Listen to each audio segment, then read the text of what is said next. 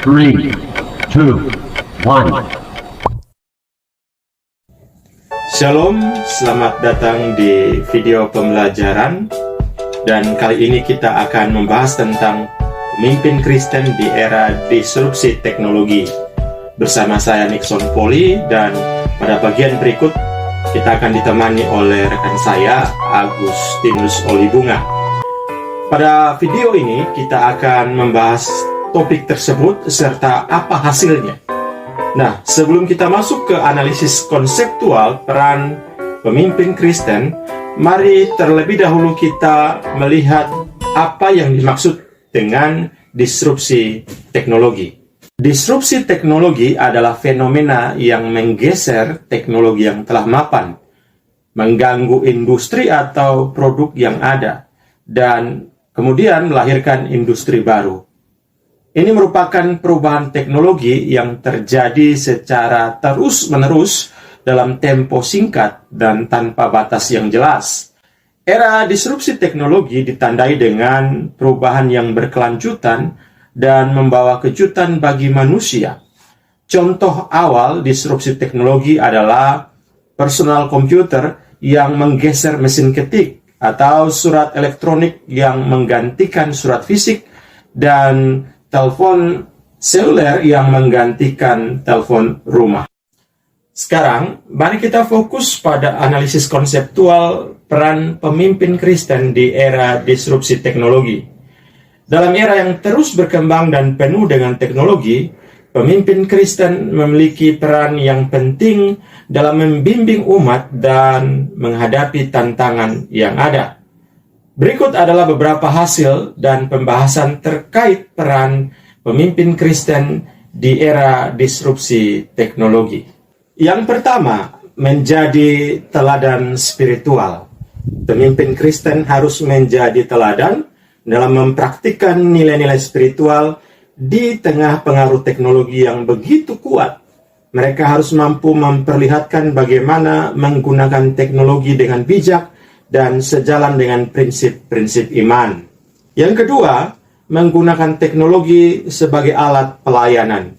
Pemimpin Kristen dapat memanfaatkan teknologi sebagai alat untuk menyebarkan ajaran agama, memberikan pelayanan pastoral, dan menghubungkan umat secara online. Dengan menggunakan media sosial, platform daring, dan aplikasi terkait lainnya, mereka dapat mencapai jangkauan yang lebih luas dan membawa pesan-pesan kerohanian kepada umat. Yang ketiga, memahami implikasi moral dan etika teknologi. Pemimpin Kristen harus memahami implikasi moral dan etika yang terkait dengan perkembangan teknologi. Mereka harus mengajarkan umat bagaimana menggunakan teknologi dengan bertanggung jawab, melindungi privasi, dan menghindari dampak negatif seperti penyebaran berita palsu atau hoax atau kecanduan terhadap media sosial. Yang keempat, mendorong dialog dan refleksi teologis. Pemimpin Kristen dapat mendorong dialog dan refleksi teologis tentang disrupsi teknologi, serta memberikan panduan moral dan etika dalam menghadapinya. Mereka juga dapat mengajarkan prinsip-prinsip kebijaksanaan yang relevan dengan perubahan teknologi yang cepat. Sekarang, mari kita fokus pada bagaimana pemimpin Kristen dapat berperan dalam menghadapi disrupsi teknologi. Pertama-tama, sebagai pemimpin, kita harus mendorong dialog dan refleksi tentang implikasi teknologi terhadap kehidupan kita. Dalam era ini, banyak pertanyaan moral dan etika muncul seiring dengan kemajuan teknologi. Sebagai pemimpin Kristen, kita memiliki tanggung jawab untuk membawa pemahaman agama dan nilai-nilai moral ke dalam diskusi ini. Kita harus mendorong orang-orang untuk berpikir kritis dan mempertimbangkan dampak jangka panjang dari setiap teknologi baru yang muncul. Selain itu, pemimpin Kristen juga memiliki peran penting dalam memberikan panduan moral dan etika dalam menghadapi disrupsi teknologi. Dalam mengambil keputusan atau menghadapi tantangan yang muncul akibat perubahan teknologi, kita harus mempertimbangkan prinsip-prinsip kebijaksanaan yang diberikan oleh kitab suci. Prinsip-prinsip ini dapat membantu kita dalam menghadapi dilema moral dan membuat keputusan yang tepat. Sebagai pemimpin Kristen, kita dapat mengajarkan prinsip-prinsip kebijaksanaan yang relevan dengan perubahan teknologi yang cepat. Kita dapat menggunakan platform gereja, baik itu khotbah, pengajaran, atau forum diskusi untuk membantu umat memahami nilai-nilai Kristen yang relevan dengan era disrupsi teknologi ini. Dalam hal ini, penting bagi kita sebagai pemimpin Kristen untuk terus belajar dan mengikuti perkembangan teknologi. Kita harus memahami tren baru, risiko, dan peluang yang ditawarkan oleh teknologi tersebut, sehingga kita dapat memberikan bimbingan yang tepat kepada umat. Selain itu, kita juga harus berkolaborasi dengan ahli teknologi dan profesional di bidang terkait untuk mendapatkan pemahaman yang lebih mendalam tentang dampak teknologi terhadap masyarakat dan individu. Melalui dialog dan kerjasama ini, kita dapat memperluas wawasan kita dan menyediakan panduan yang relevan bagi umat. Namun, tidak hanya cukup dengan memberikan panduan moral dan etika, pemimpin Kristen juga harus menjadi teladan dalam menghadapi disrupsi teknologi ini. Kita harus mengaplikasikan nilai-nilai yang kita ajarkan dalam kehidupan kita sehari-hari, termasuk dalam penggunaan teknologi. Menggunakan teknologi dengan bijak berarti kita mempertimbangkan dampak terhadap hubungan kita dengan Tuhan, dengan sesama, dan dengan lingkungan kita. Kita tidak boleh terjebak dalam ketergantungan yang berlebihan pada teknologi, tetapi tetap menjaga keseimbangan antara dunia digital dan kehidupan nyata. Dalam menghadapi disrupsi teknologi, pemimpin Kristen juga harus memiliki sikap rendah hati dan terbuka terhadap perubahan.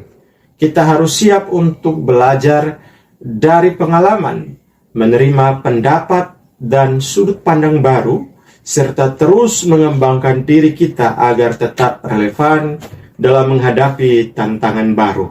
Sebagai pemimpin Kristen, kita harus mengajak umat untuk berdoa dan meminta hikmat dari Tuhan dalam menghadapi disrupsi teknologi.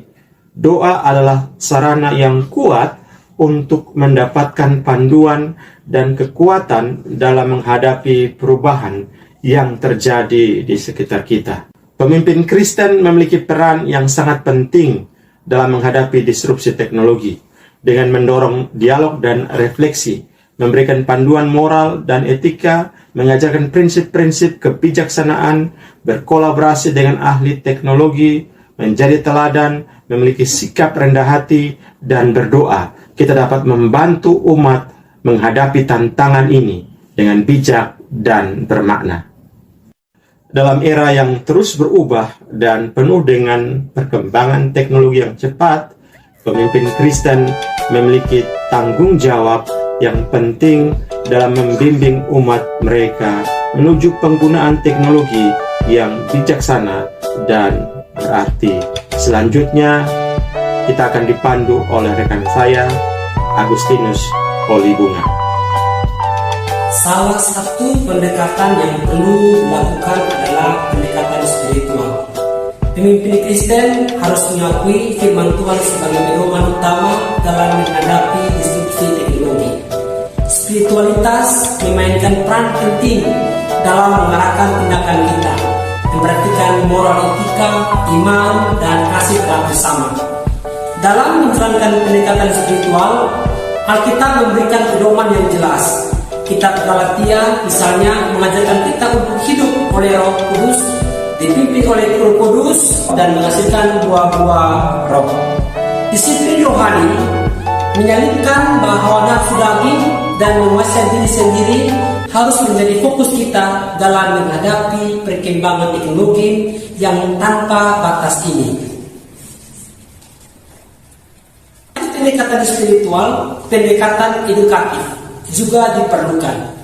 Pemimpin Kristen harus membangun pedoman etika Kristen dalam menggunakan media sosial dan mendorong komunitas yang bertanggung jawab dalam menghindari konten negatif, hoax, dan ujaran kebencian. Edukasi merupakan kunci untuk mengurangi kesenjangan antara inovasi teknologi dan kesiapan manusia dalam menghadapinya. Semua orang tanpa memandang usia harus belajar tentang dunia digital dan bagaimana menggunakan media sosial dengan bijaksana. Pemimpin harus memastikan bahwa generasi yang lebih senior tidak takut atau menghindari teknologi, tetapi terbuka untuk memahami dan mengikutinya. Selain itu, pemimpin Kristen juga perlu menerapkan pendekatan integritas. Dalam dunia digital yang maju, terdapat kemungkinan plagiarisme dan penyalahgunaan informasi. Pemimpin harus memberi teladan dalam hal integritas dan penggunaan media sosial yang sehat. Mereka harus menjadi contoh dalam menghormati sesama, tidak menggunakan kata-kata yang merendahkan, dan tidak menyebarkan konten yang negatif. Integritas adalah kunci agar pemimpin diterima, dihargai, dan dipercaya oleh komunitas gereja. Pendekatan berikut adalah pendekatan asas manfaat.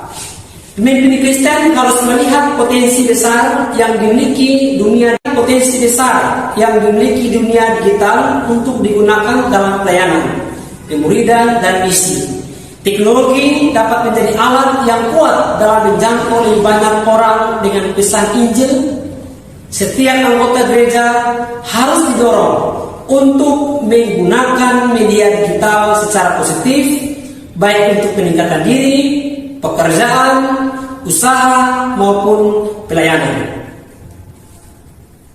Namun, dalam menggunakan disrupsi teknologi, pendekatan humanistik juga sangat penting. Pemimpin harus memahami bahwa di balik perkembangan teknologi, manusia tetap merindukan kasih sayang dan interaksi antar individu. Pemimpin harus senantiasa hadir di tengah-tengah umat, melawat mereka dalam doa, dan memberikan sentuhan kemanusiaan yang penuh kasih. Meskipun teknologi memungkinkan kehidupan yang terhubung secara digital, kita tidak boleh melupakan pentingnya interaksi tatap muka dan kebersamaan yang nyata. Komunikasi langsung dalam fisik tetap diperlukan dan harus ditekankan. Hidup dalam relasi yang sehat dengan sesama adalah sesuatu yang tak ternilai dalam era dunia digital ini. Pemimpin Kristen memiliki peran yang penting dalam menghadapi disrupsi teknologi dengan pendekatan spiritual, edukatif, integritas, asas manfaat, dan humanistik. Mereka dapat memimpin umat untuk menggunakan teknologi dengan bijaksana dan memberikan pengaruh positif dalam dunia digital yang terus berkembang. Dalam kesimpulan, para pemimpin Kristen memiliki tanggung jawab besar dalam menghadapi era digital yang terus berkembang. Mereka harus memiliki keberanian untuk melakukan terobosan pelayanan dengan memasuki dunia digital sambil terus belajar dan mengikuti perkembangan teknologi. Pemimpin juga harus menjadi pemberi arah dalam hal etika, moral, dan etiket bagi pengguna internet.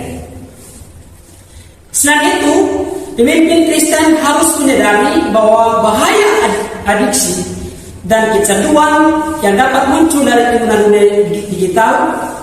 Mereka harus berhati-hati terhadap konten kekerasan, radikalisme agama, permainan yang tidak sehat, pornografi, dan perilaku negatif lainnya. Dalam menghadapi tantangan ini, pemimpin Kristen perlu mendorong gerakan menjadi warga netizen yang menggunakan internet secara positif dan bermartabat. Nah, lebih dari itu, pemimpin Kristen harus mendorong kehidupan yang mampu menguasai diri dalam segala hal. Mereka harus mengajarkan nilai kesederhanaan, keseimbangan, dan kebiasaan dalam penggunaan teknologi.